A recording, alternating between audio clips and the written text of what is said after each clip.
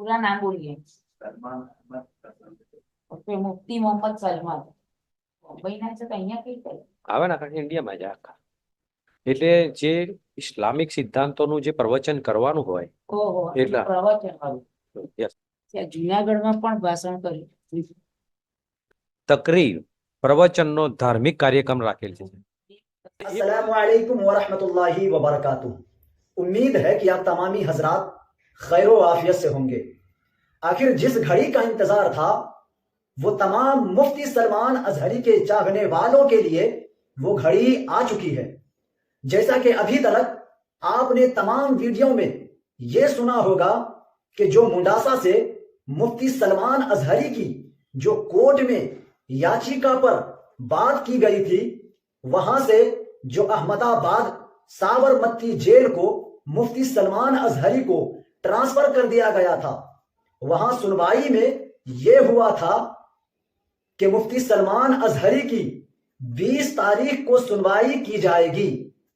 तो हमने 19 और 20 तारीख का बेसब्री से इंतजार किया, लेकिन हमें जो मालूम हुआ वो 20 तारीख तक शाम के टाइम तक ये भी मालूम चलता रहा कि मुफ्ती सलमान अजहरी की अभी जो कोर्ट में जो याचिका दर्ज की गई थी उस मुकदमे पर कोई भी सुनवाई नहीं की गई।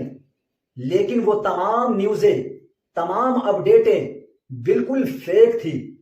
क्योंकि आपको बता दूं, जो मुफ्ती सलमान अजहरी का जो एक ग्रुप है, जो नामूसे रिसालत, जो टीम उसे कंट्रोल करती है, उसी टीम ने मुफ्ती सलमान अजहरी की जो तहफ़्फ़ुज़े नामूसे रिसालत है उसमें लिखा है, कहते हैं जो मुंडासा कोर्ट में मुफ्ती सलमान अजहरी साहब क़िबला का जो मुकदमे की सुनवाई की जा रही थी वो 20 तारीख को इस अंदाज से सुनवाई की गई जिसे सुन करके ये महसूस होता है कि मुफ्ती सलमान अजहरी साहब क़िबला इंशाअल्लाह 21 तारीख को शाम तक किसी ना किसी वक्त कोर्ट ये फैसला सुना देगा कि मुफ्ती सलमान अजहरी साहब को रिहा कर दो।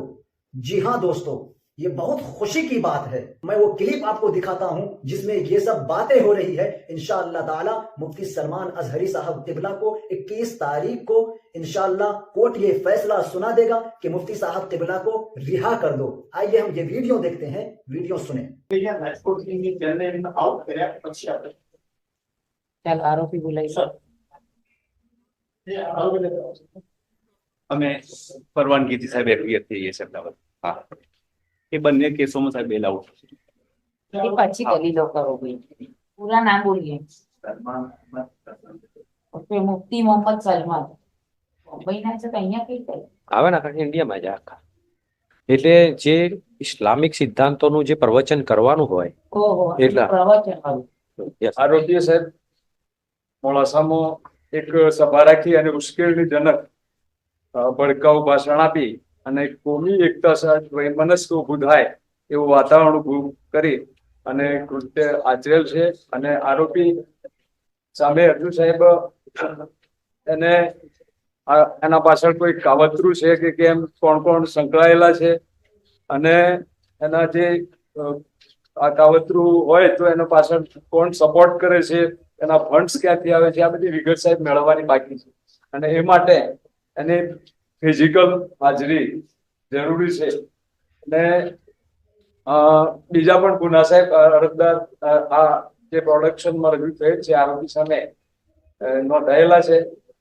અને અને એના સાહેબ આ બેંક એકાઉન્ટ મુંબઈની અંદર ધરાવે છે.